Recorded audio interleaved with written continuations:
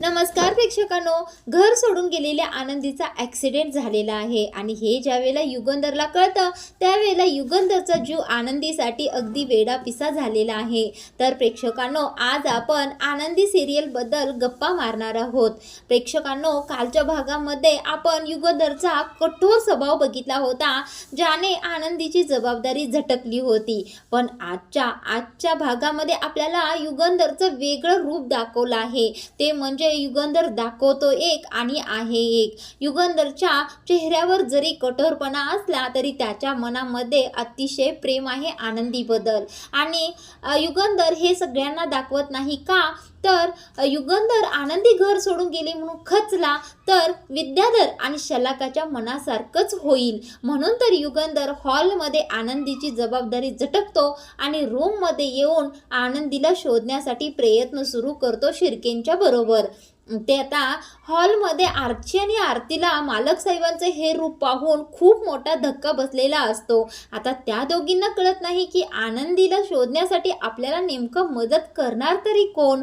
तर इकडे रूममध्ये शिर्के सुद्धा मालक साहेबांना म्हणत असतात की मालक साहेब, तुमचे हे रूप मी कधीच पाहिलं नव्हतं। मी इतके वर्ष झालं तुमच्याबरोबर काम करत आहे, पण तुम्ही इतके कठोर नाही, मला माहीत आहे। सांगा मालक साहेब, तुमच्या मनामध्ये काय आहे।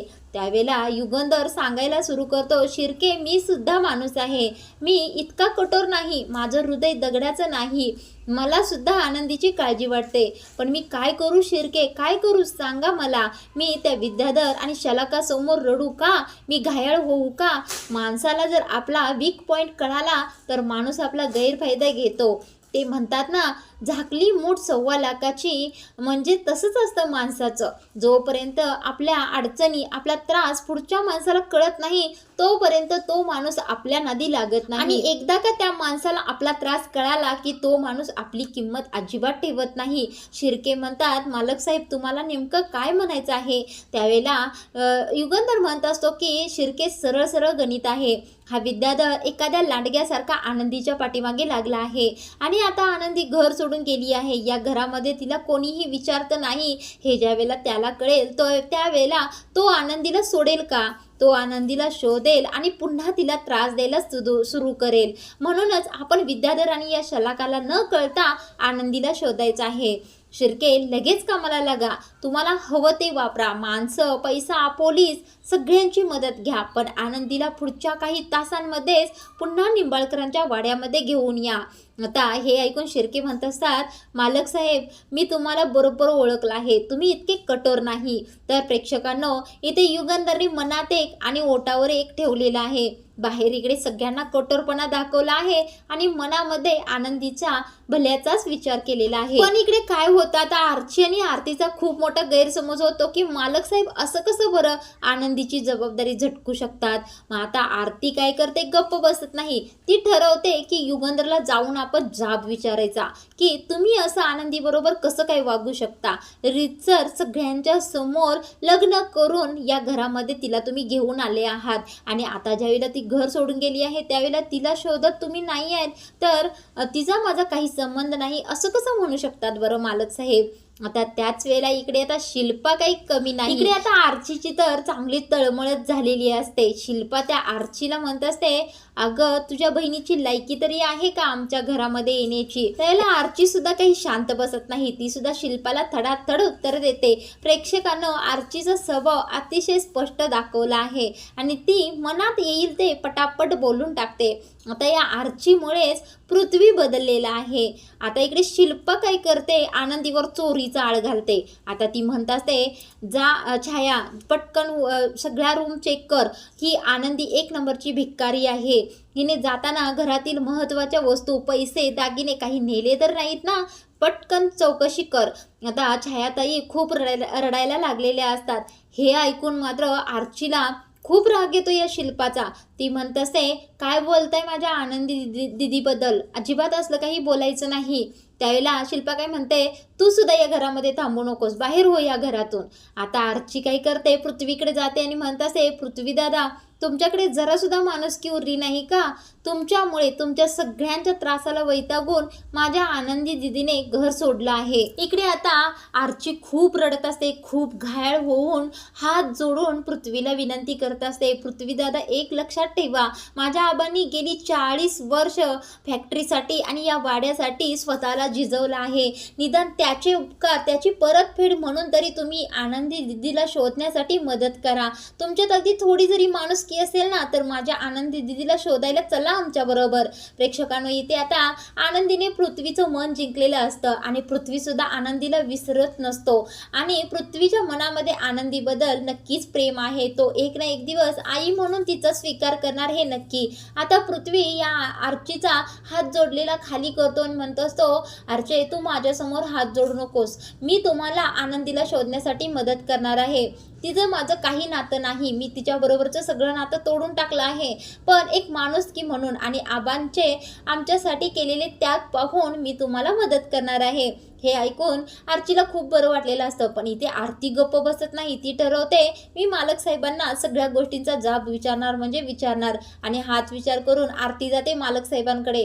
आता इकडे मालक साहेबांना आरती जाब विचारत असते की मालक साहेब, इतके कठोर तुम्ही कसे काही बनू शकता बरं? तुम्ही माझ्या आनंदीची अशी कशी जबाबदारी झटकू शकता बरं? तुम्ही तिच्याशी लग्न केलं आहे आणि तुम्हाला जर असंच वागायचं होतं तर तुम्ही लग्न तरी का केलं तिच्याबरोबर आणि तिचं आयुष्य असं का उद्ध्वस्त केलं बरं? सांगा, मला माझ्या प्रश्नांची उत्तरे हवी आहे. आता इकडे युगंधरने तर ठरवलेलं असतं की मी जे मनामध्ये प्लॅनिंग केलं आहे आनंदीला शोधण्याचं, ते कोणालाही न कळता करायचं. कारण कोणाकडूनही बातमी पसरू शकते विद्याधरपर्यंत की युगंधर आनंदीसाठी घायल झालेला आहे. म्हणून युगंधर पुन्हा एकदा कठोर होण्याचं नाटक करतो. तर इथे या युगंधरचं वागणं थोडंसं बरोबरच आहे. कारण हा विद्याधर इकडे शलाकाला म्हणत असतो की मी या आनंदीला सोडणार नाही, कारण या आनंदी बरोबरची माझी इच्छा अजून अपूर्णच राहिली आहे. त्यावेळेला ही शलाका काय करते, विद्याधरला सावध करत असते, विद्याधर थोडासा सावध राहा. युगंधर जितका शांत दिसतो तितकंच मोठं वादळ तो मनातल्या मनात निर्माण करत असतो, एवढं लक्षात ठेव. आता विद्याधर घाबरत नाही. तो म्हणत असतो, मी नाही भेद कुणाला, मी आनंदीला शोधणार आणि माझ्या मर्जीप्रमाणेच तिला वागायला सांगणार.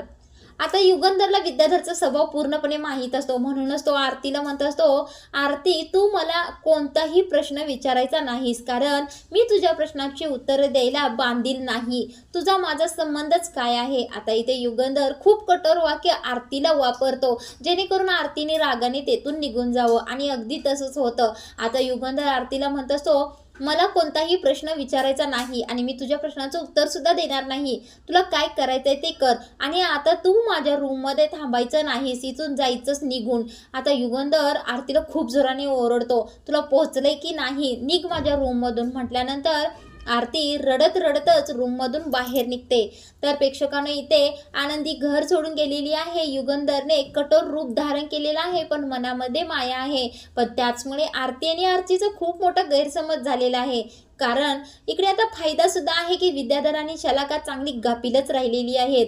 पृथ्वी आता आनंदीला शोधायला जाणार आहेत, पण पुढील भागामध्ये आपण हेच पाहणार आहोत की आनंदीचा आता ॲक्सिडेंट झालेला आहे आणि ॲक्सिडेंटच्या ठिकाणाहून पिंट्या व्हिडिओ कॉल करतो आणि त्याच व्हिडिओ कॉलमध्ये ज्यावेळेला युगंधर पाहतो की आनंदीचा ॲक्सिडेंट झाला आहे, त्यावेळेला युगंधरच्या पायाखालची जमीनच सरकते. युगंधरने कठोर रूप धारण केलं असलं तरी शिरकेला युगंधर म्हणालेला असतो की आनंदी माझा श्वास आहे आणि ती माझी जबाबदारी आहे. जर तिला काही झालं तर मी यातून बाहेर येऊ शकणार नाही, मी स्वतःला कधीच माफ करणार नाही.